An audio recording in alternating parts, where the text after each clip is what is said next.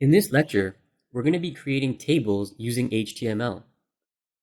When it comes to building web pages, it's very important to have a solid understanding of table structures. Tables allow us to organize data and content in an organized way. Table data is structured in the form of rows and columns. The intersection of a row with a column forms a table cell. The individual cells contain the actual data. Data can be in the form of text, images, or even video content. This example illustrates the structure of a basic table used to record the findings of a survey that asked respondents to list their favorite sport. Here we have a table with 2 columns and 9 rows, which gives us 18 individual cells. Let's start off by creating this table in a standard HTML5 document. For this, you'll need to open your text editor, and we'll also need to set up the basic HTML page structure as we learned in earlier lessons.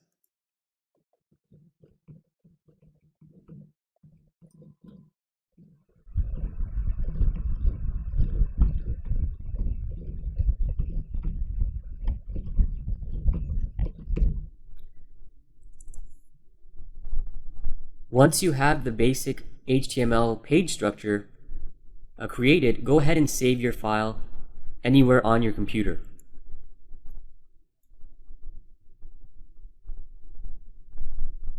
You can save the file as tables.html. Make sure to put the HTML extension at the end.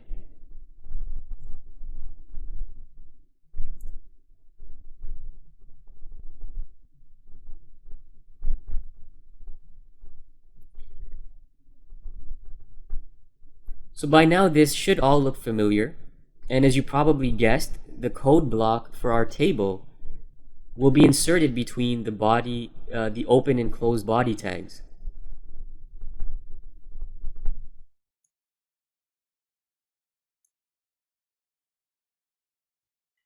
We'll begin by adding our open and close table tags.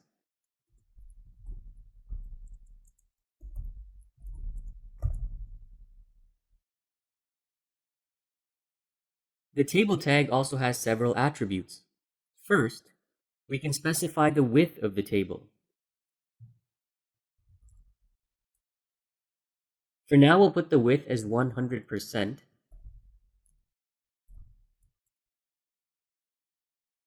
We'll come back to the width attribute once we have our table created, because there are different ways the width can be stated. Next, we can set a border for our table. Let's set the border to 1 pixel.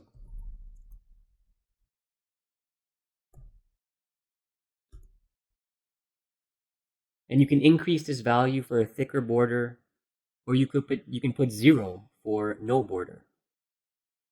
We can also put a border color attribute. And we'll set that to blue.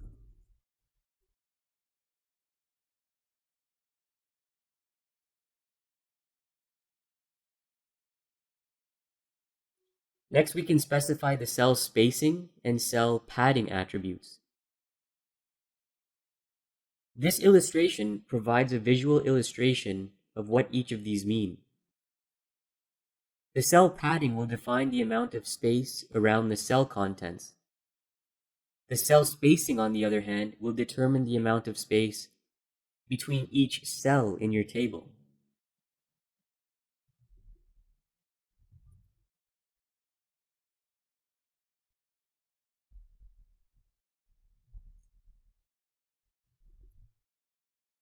And the unit of measurement for cell spacing and cell padding is also a pixel.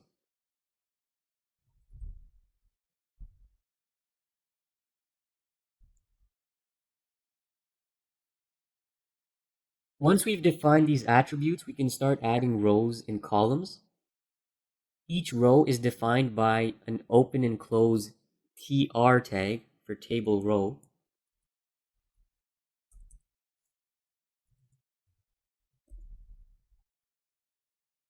So I'll create one row to begin with. And inside each row, I can create any number of columns. So our table had 2 columns, and a column is represented by the open and close TD tag.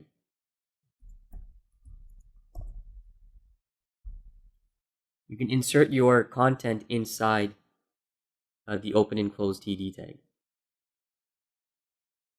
So the first part of our table was the headings.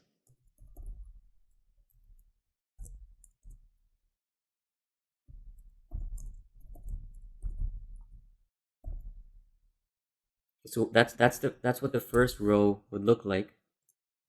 Now I'll insert the second row.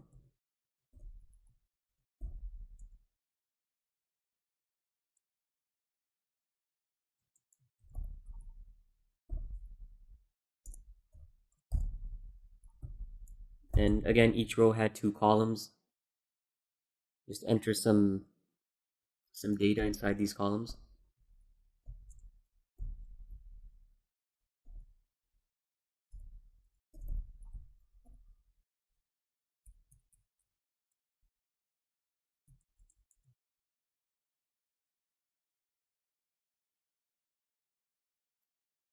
Made a mistake there. So remember, the first column was the sport, and we'll put the sport label in each of the first columns, and then the response in each of the second columns. I'm just copying and pasting. I'm just changing the sport labels, and also the data.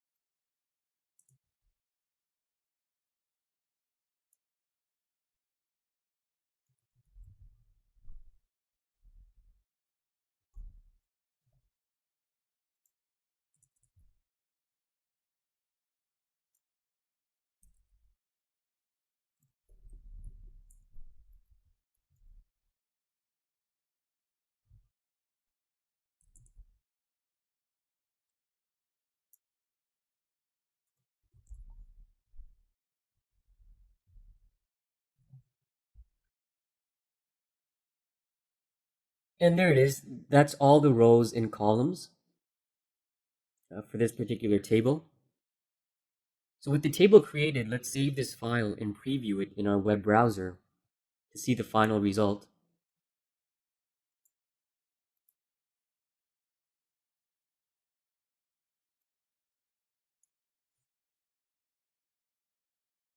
And that's what the table looks like.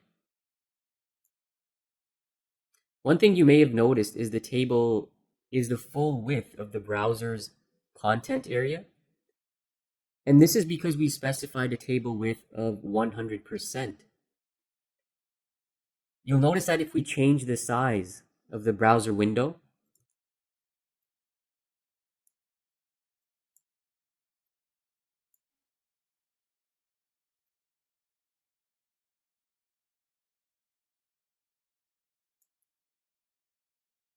that the table expands and contracts and always maintains 100% of the browser window. Now let's see what would happen if I change the width to 50%. So I'll go back to the source code and just change the width to 50%.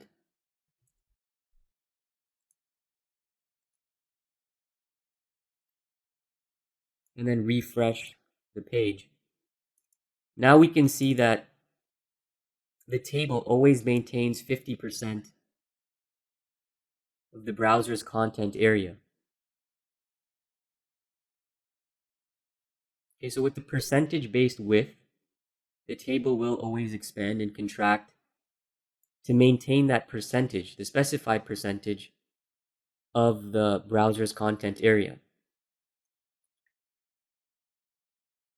But what if we wanted the table to be a fixed width so it doesn't expand or contract with the browser window? For that, we would need to change the width from a percentage to a fixed value. So let's go ahead and change from 50% to 500. Now, if you don't specify a percentage, that converts the table width into a pixel-based table width. So 500 pixels will be the new width of this table. So we're going to save the file, and I'm just going to reload the web browser. And now you'll notice that no matter how big or small the browser window is, the table always stays at 500 pixels.